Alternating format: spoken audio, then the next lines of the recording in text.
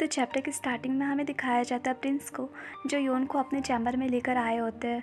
उसके बाद दोनों एक दूसरे को किस कर रहे होते हैं और फिर दोनों रोमांटिक मोमेंट्स एंजॉय कर रहे होते हैं। उसके बाद प्रिंस देखते हैं कि योन लड़का बनने के लिए पट्टी बांधी है, तो पूछते हैं कि क्या तुम हमेशा इतना ही टाइट पट्टी बांध के रखती हो।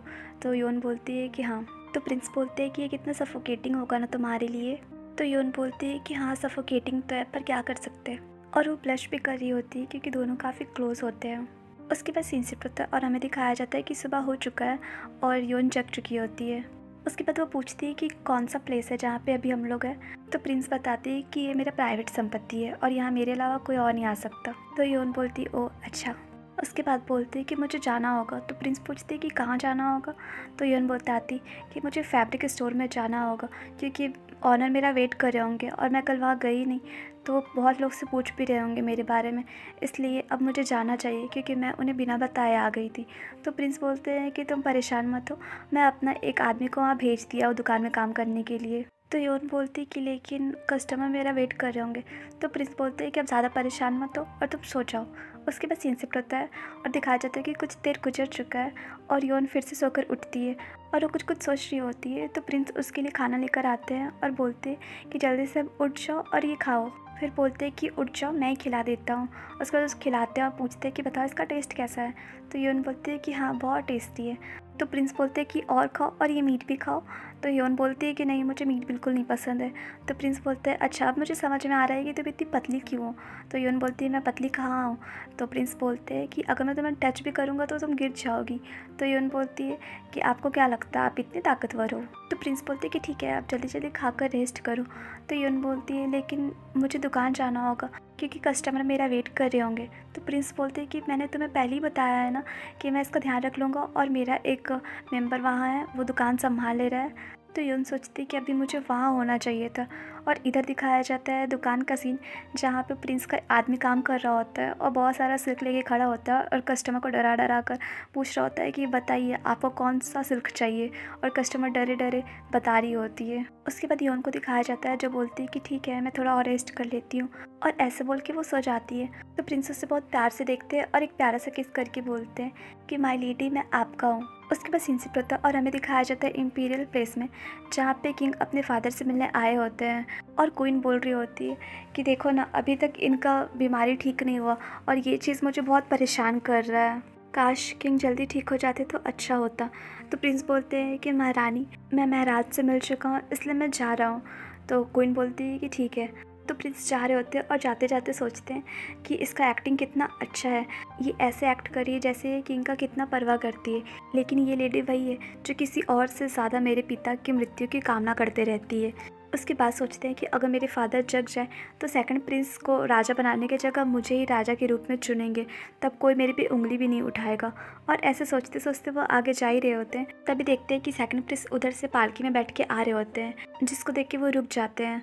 और इधर सेकंड प्रिंस पूछते हैं कि कौन है जिसके कारण तुम लोगों ने मेरी पालकी रोकी। फिर वो बाहर देखते हैं तो देखते हैं कि अच्छा प्रिंस चियोंग है। तो बोलते हैं कि प्रिंस चियोंग आज इधर कैसे आए।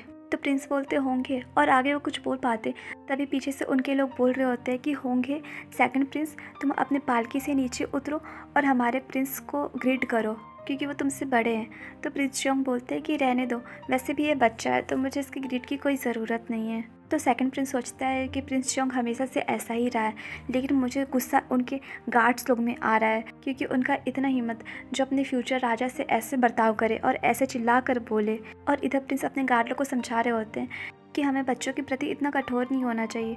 तो गार्ड्स लोग बोलते हैं कि ठीक है माय लॉर्ड। और इधर अभी भी गुस्सा कर रहा होता है सेकंड प्रिंस और सोच रहा होता है कि ये इडियट लोग इसका बात इतना कैसे मान रहे हैं और मुझे तो पता ही नहीं था कि चियोंग के पास इतने लॉयल कुत्ते भी हैं। उसके बाद बोलता है कि ब्रदर लेकिन आपने तो मुझे बताया ही नहीं कि आप यहाँ पे क्यों आए हो। तो प्रिंस बताते कि मैं महराज से मिलने आया था क्योंकि मुझे पता चला कि वो बीमार है, लेकिन उनसे मिलने के बाद मुझे पता चला कि वो अभी भी ठीक नहीं हुए हैं, जिसके कारण मुझे थोड़ा परेशानी हो रही है। तो सेकंड प्रिंस बोलता है कि अच्छा मैं सब समझ रहा हूँ, लेकिन मुझे एक चीज़ समझ नहीं आ रहा है कि जब से आपको पता चला है कि महाराज का तबीयत इतना ख़राब है तब से तो आप महल से गायब ही रहते हैं, तो फिर आप आज क्या देखने आए हो। उसके बाद बोलता कि आप महल से हमेशा गायब रहते हो ना, इसलिए महराज आपको अपना उत्तराधिकारी नहीं बना रहे। जिसको सुन के गार्ड्स लोग को भी बहुत गुस्सा आ रहा होता है और वो लोग अपना मन मन में कुछ सोच रहे होते हैं। और प्रिंस मुस्कुरा कर बोलते हैं कि तुम सच में एक बच्चे हो, बच्चे से ज़्यादा कुछ भी नहीं हो। तो सेकंड प्रिंस बोलता है कि आपके कहने का क्या मतलब है। तो प्रिंस उसके नज़दीक जाकर बोलते हैं कि पूरी जगह पे अफवाहें फैली हुई है, लेकिन देखो तुम अफवाह पे भरोसा कर रहे हो। तो सेकंड प्रिंस बोलता है कि क्यों ना करूं अफवाह पे भरोसा, वैसे भी सच ही बात हो सकता है। तो प्रिंस चियोंग बोलते हैं ओ अच्छा ऐसा है, तब तो मैंने भी तुम्हारे बारे में बहुत सारी अफवाहें सुनी हैं। तो सेकंड प्रिंस सोचता है कि कौन सा अफवाह सुना होगा ये। तभी प्रिंस चियोंग हंसते हुए बोलते हैं कि मैंने सुना है कि तुम्हारा लोअर पार्ट काम नहीं कर रहा है और इसीलिए तुम शादी के इतने साल के बाद भी अपना वारिस पैदा नहीं कर पाए। अगर ये बात बिल्कुल सच है तो मेरे पास आना ब्रदर, क्योंकि मेरे पास बहुत सारे तरीके हैं जो मैं तुम्हें बता सकता हूँ और तुम कभी भी मेरे प्लेस पे आ सकते हो, मैं बात करूँगा तुमसे। और ऐसे टीज़ करके उसे वहाँ से चले जाते हैं। जिसको सुन के सेकंड प्रिंस को बहुत गुस्सा आता है और वो गुस्से से कांप रहा होता है और सोचता है बस एक बार मुझे राजा बनने दो। जैसे ही मैं राजा बनूंगा सबसे पहले तुम्हारा जीभ काट दूंगा ताकि तुम आगे कुछ बोलने के लायक ही ना बचो। उसके बाद सीन शिफ्ट होता है और हमें दिखाया जाता है योन को, जो अभी भी कपड़ा सिल कर रही होती है और ग्राहक लोग को बोल रही होती है कि ये फैब्रिक देखिए, ये काफ़ी सॉफ्ट है और आप जब ये पहनोगे तो आप पे बहुत अच्छा लगेगा। और वो बेमन से कपड़ा सिल कर रही होती है।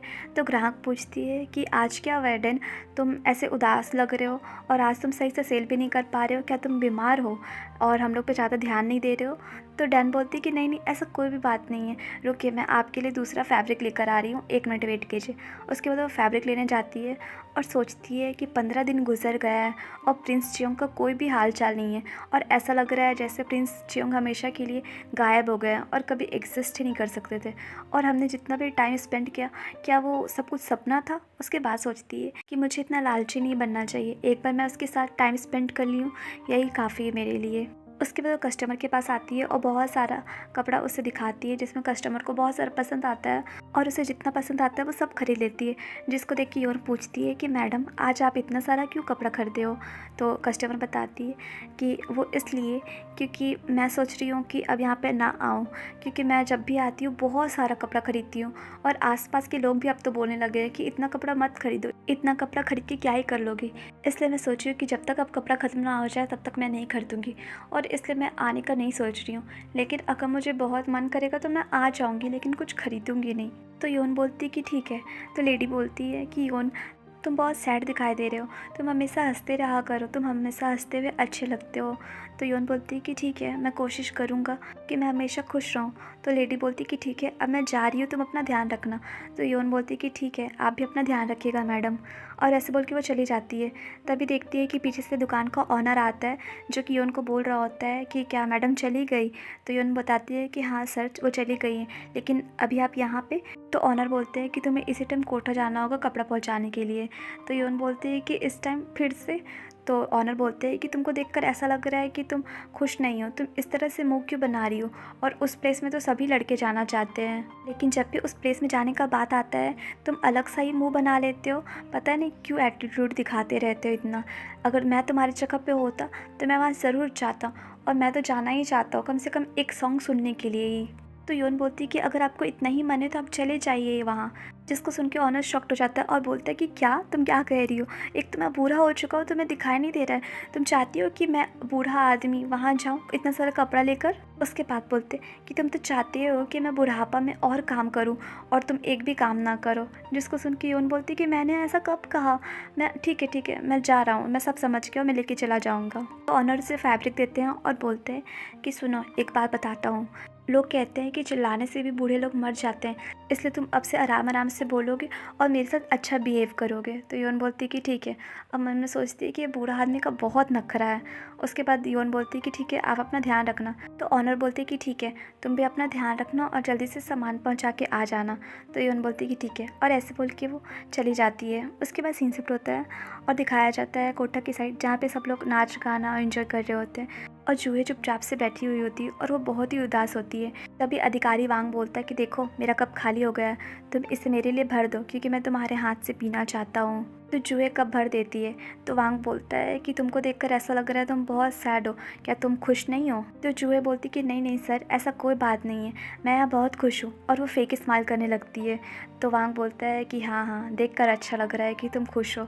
और इधर दूसरा अधिकारी बोल रहा होता है कि अधिकारी वांग, आपके मन में क्या चल रहा है? हम लोग के पास जो अपॉर्चुनिटी आ रहा है, हम लोग को उसे लेना चाहिए या नहीं लेना चाहिए?